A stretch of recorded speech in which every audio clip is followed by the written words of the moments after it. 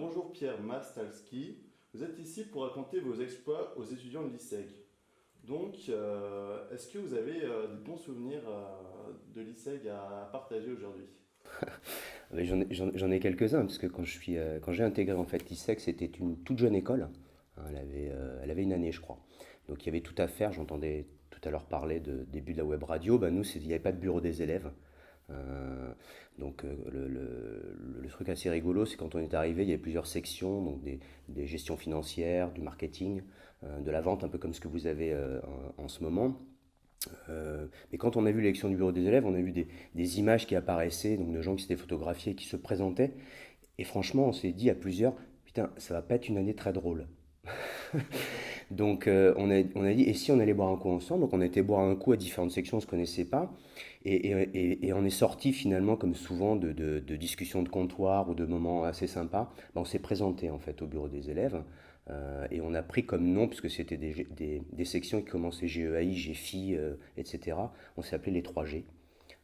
Et on a commencé en fait, donc les gens ne savaient pas, les étudiants ne savaient pas, et on avait fait des pas qu'on avait découpés, et ça remontait en fait dans l'école, et on était venu les poser la nuit, et les élèves qui arrivaient le matin suivaient des pas, et c'était marqué voter les 3G. Ils ne savaient pas ce que c'était, quoi. Et en fait, on a été élus, enfin, il y avait quasiment que pour nous, quoi. Et donc, on a passé une année très, très, très, très rigolote. Vous avez été président du premier BDE de Oui, l'ISEG. ouais. Mais D'accord. par. Alors, vous verrez dans la conférence, je dis qu'il n'y a pas de hasard, mais voilà, par circonstance, rencontre. Belle rencontre. D'ailleurs, je Sympa. les ai tous recroisés il n'y a pas longtemps. On pensait peut-être même qu'on allait le recréer. Vous avez quelques anecdotes du BDE à raconter? Une en particulier? Ouais, ouais, j'en ai quelques-unes, parce qu'en fait, comme il n'y avait pas de bureau, en fait, tout en bas au sous-sol, donc là vous êtes aussi au sous-sol, on est au sous-sol d'un bâtiment rue du Général de Castelnau, qui était très très beau bâtiment, mais en dessous c'était un peu comme une cave voûtée, et où ils mettaient les chaises cassées, c'était un vrai dépotoir, quoi. Nous, on était voir le directeur de l'école, à l'époque, il s'appelait Pierre Yanel. Il a dit voilà, nous, on s'engage à tout virer et ce sera notre. Donc, on avait fait un bar dedans, effectivement, on n'a pas le droit de distribuer d'alcool, mais nous, on le faisait puisque les étudiants qui passaient, ils nous disaient est-ce que je peux avoir un jus d'orange? Et quand ils clignaient de l'œil, on rajoutait ce qu'il fallait derrière, jusqu'au moment où Monsieur Yannel a. Enfin, c'est plus la femme de ménage qui nous a grillés, puisqu'on était assez léger et on a laissé traîner les bouteilles qu'elle a. Voilà. Donc, mais ça a duré un petit moment comme ça, encore avec le petit coup d'œil. Voilà. Très bien. Est-ce que vous pouvez résumer rapidement votre parcours après l'ISEG? Alors, je vais essayer d'être assez rapide, parce qu'il y a quand même Brièvement, voilà. 25 ans d'activité professionnelle, mais globalement, j'ai toujours été à des démarrages de projets. Et j'ai plus fonctionné non pas par poste ou par intitulé, ou par nom d'entreprise, mais plus par affinité et, et sentiment de projet, en fait. Vraiment l'adéquation avec le projet. Donc ça a commencé avec une filiale de Canon qui s'appelait Facsimile, donc vraiment vente pure, donc technique de vente, entonnoir et compagnie. Ensuite, j'ai quitté donc cette entreprise pour rentrer chez Omnicom, qui était à l'époque le premier concurrent de France Télécom. Donc c'est le petit poussé. Euh, David face à Goliath. On était une dizaine de personnes, donc j'ai été directeur de moi-même. C'est une agence, tu fais la technique, tu vois les clients, enfin bref. Et puis petit à petit, eh bien, cette société, en à peine un an, je me suis retrouvé à la tête de 40 personnes, 4 chefs des ventes. Voilà, donc ça a été pour moi une des plus belles aventures entrepreneuriales, puisque j'étais là au tout début. Alors j'ai pas été capitalistiquement parlant impliqué, mais j'y étais depuis le départ, quoi. Ensuite, il y a eu Poweo. Poweo, c'est le premier concurrent d'EDF, donc recruté par Charles Bec-Bédé. Puis là, ça a commencé à monter en puissance. Puis ensuite, j'ai monté ma société qui a plus ou moins bien marché, qui a été introduite en bourse. Mais voilà. Donc il y a eu beaucoup d'activités. J'étais directeur digital aussi pendant 4 ans. Voilà, j'ai brossé assez largement le On voit spectre de ça. l'entreprise. Donc comité de direction, comité exécutif, blablabli, blablabla. Très bien. Alors, vous avez un grand parcours, vous avez été directeur, vous avez une famille, et puis un jour vous êtes levé et puis vous avez dit, allez, on va traverser l'Atlantique à la rame. Pourquoi? C'est quoi le but derrière tout ça en fait? Alors c'est plus complexe que ça et à la fois plus simple. C'est que contrairement à certains qui ont des super idées en se rasant le matin, moi c'est vraiment pas venu, c'est pas un coup de tête, c'est une rencontre. C'est vraiment une rencontre.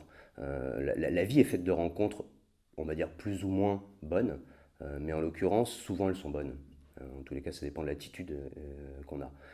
Cette rencontre-là était magnifique, c'est la première fois que je foutais mon cul à un salon nautique. Et je suis tombé sur cette espèce de stand, ce bateau, je ne savais pas trop ce que c'était, quoi. Et donc c'est la curiosité qui m'a rapproché de cette course quelque part, de cette traversée. Mais c'est surtout un bonhomme qui m'a simplement démontré que ce que moi je pensais être impossible était tout à fait possible. Et ça a mis en fait pas le doute, mais ça m'a justement fait réfléchir sur. On a souvent beaucoup de projets ou des envies, ça peut être des voyages, ça peut être des créations, ça peut être un rêve.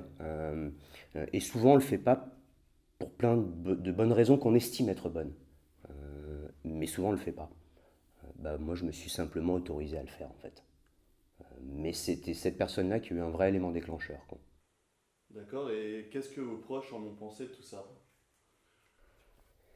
Bah, au début, je vous avoue que ça n'a pas été l'euphorie, ça a pas été l'euphorie complète, quoi. C'est normal, je ne m'attendais pas forcément. Moi, j'avais pris la décision, donc tu as un peu la tête dans les nuages. Tu dis, waouh, enfin, ça y est, je me suis inscrit dans un truc incroyable. Je vais aller au bout d'un rêve certainement inavoué. J'ai les yeux qui pétillent. Bon, c'est pas forcément le cas de ton épouse, qui reste tout de suite beaucoup plus pragmatique à juste raison. Et si tu reviens pas, comment ça se passe pour la maison, comment ça se passe pour les enfants. Voilà, donc on règle avant toute chose le côté bah, normal de la vie quotidienne. Et puis ensuite, bah, au fur et à mesure, mais comme dans tout projet, il n'y a pas forcément un soutien des proches au départ. Pourquoi? Parce qu'on change des choses, on va peut-être les bouleverser, on va vers l'inconnu. Mais à partir du moment où on avance, on a pris cette décision et qu'on avance, alors quelque part, bah, on arrive à convaincre et les gens rejoignent et ça fait avancer tout le monde vers ce projet. Donc non, c'était pas forcément un enthousiasme délirant au départ, mais petit à petit, oui. Beaucoup de fierté, beaucoup d'implication, tout le monde a grandi, ouais, pas que moi, quoi. D'accord. Et dans cette traversée, en fait, qu'est-ce qui a été le plus dur? C'était les efforts physiques ou alors le fait d'être seul? Parce que des fois, vous avez pensé abandonner la traversée. Alors, je vais beaucoup parler en fait, d'autorisation. C'est s'autoriser finalement le plus compliqué, c'est sans doute ça. Hein, c'est s'autoriser à le faire. C'est contre vents et marées, rien ne te prédispose à être là. Ton environnement n'est forcément pas spécialement pour le principe que tu puisses ne pas revenir. C'est quand même quelque chose d'assez lourd. Mais s'autoriser à ne pas y arriver, non. C'est-à-dire, une fois que tu as décidé de faire, en tous les cas c'est comme ça que je fonctionne, c'est avant qu'il fallait te poser la question, quoi. Mais une fois que tu y es, tu t'es préparé pour ça, et je pense pas que ce soit le bon raisonnement que de t'autoriser justement à te dire que tu vas pouvoir ne pas y arriver, quoi. Tu mets tout en œuvre pour y arriver, et donc ton attitude doit être positive pour y arriver, et non pas te laisser à un moment ou à un autre imaginer que tu pourrais ne pas y arriver. Euh, c'est un équilibre qui est assez instable. On parle de l'équilibre, moi je parle plutôt d'harmonie. L'équilibre étant instable, il vaut mieux toujours essayer d'être du bon côté. Donc dès que tu t'imagines que tu vas pas l'être, il faut que tu trouves le petit truc pour l'être, quoi. Et comme par hasard, ça marche, quoi. D'accord. Et puis après ces 6 ans, est-ce qu'il y a un souvenir qui vous marque derrière tout ça? Sur la traversée en elle-même, sur le... Ah oui, oui, oui, ben, en fait, je dis souvent que enfin, l'inconnu fait peur, les rencontres font peur. Il y a beaucoup de choses qui font peur en fait. Moi, ma plus belle rencontre finalement, elle n'était pas du tout prévue, quoi. C'était au milieu de l'océan. Je ne savais même pas qu'il y avait des oiseaux qui pouvaient être au milieu de l'océan. Pour moi, ils étaient proches des côtes. Et au milieu, il y en avait un qui visiblement galérait autant que moi. Parce que la mer était compliquée. Depuis le début, ça bougeait beaucoup. Il y avait beaucoup de vent, donc c'était assez complexe. Et je le voyais j'étais à l'intérieur du bateau, je le regardais par le hublot, je voyais qu'il essayait de se poser, il se faisait renvoyer, il se faisait renvoyer, il n'y arrivait pas en fait, quoi. Et il galérait visiblement. Et donc je suis sorti, j'ai tendu mon bras et il s'est posé sur mon bras, quoi. Et donc je l'ai ramené à bord Et on a passé 2 heures à se regarder. Lui était assis sur la coulisse sur laquelle je passais 10 à 12 heures par jour. Et moi, j'étais en face. Et d'un commun accord, entre nous-mêmes, on s'est dit qu'on passait un beau moment. Donc voilà, c'est la plus belle rencontre. Donc s'il y avait ça à retenir, c'est sans doute celle-là. Ouais. Très bien. Et puis alors, une petite question. Et si là demain je vous proposais de repartir, est-ce que vous serez partant? Bah moi je dis jamais non, alors ou rarement quoi. Mais oui, oui, puisque moi je me suis beaucoup posé la question. Forcément, j'ai peut-être contrairement à certains déjà j'y suis arrivé. Donc j'ai fait un beau voyage. Euh, donc oui, le refaire. Après, c'est lourd de préparation, c'est lourd et puis refaire ce que tu as déjà fait, c'est pas forcément non plus quelque chose de super, enfin, qui me plaît particulièrement. Une fois que tu as fait quelque chose, bah voilà, tu l'as fait quoi. Donc il y a plein d'autres choses à faire. Donc je vais plutôt me porter vers d'autres choses, mais je vais accompagner par contre c'est ce que j'ai déjà fait sur deux expéditions et une troisième qui est un peu plus costaud avec Stéphane Brognard pour l'emmener dans le Pacifique Sud et traverser le Pacifique Sud. Voilà, ça c'est aussi quelque chose qui m'intéresse, c'est de partager les expériences euh, pour arriver à des choses qui paraissent au départ impossibles. Très bien. Bon, on arrive à la fin de cette interview. Est-ce que vous avez un petit mot pour les étudiants de lycée? Ah, j'ai plus qu'un petit mot, quoi. J'ai plus qu'un petit mot. Vous êtes tous relativement jeunes, comme moi je l'ai été à une période. On a tous l'impression que ça accélère de plus en plus. Moi, je vous dis que ça accélérait déjà à notre période, mais on avait moins de moyens pour communiquer. Ceci étant dit, tout est ouvert. Tous les voyants sont ouverts pour ceux qui ont envie de faire. Donc moi, je vous invite à faire. Arrêtez de vous poser des questions et de faire et d'aller à fond dans ce que vous avez envie de faire. C'est maintenant. Alors c'est pas que maintenant, c'est tout le temps. Mais là, il n'y a rien qui vous bloque. Vous n'avez pas de nana, vous n'avez pas de gamin, vous n'avez pas de maison. Vous avez...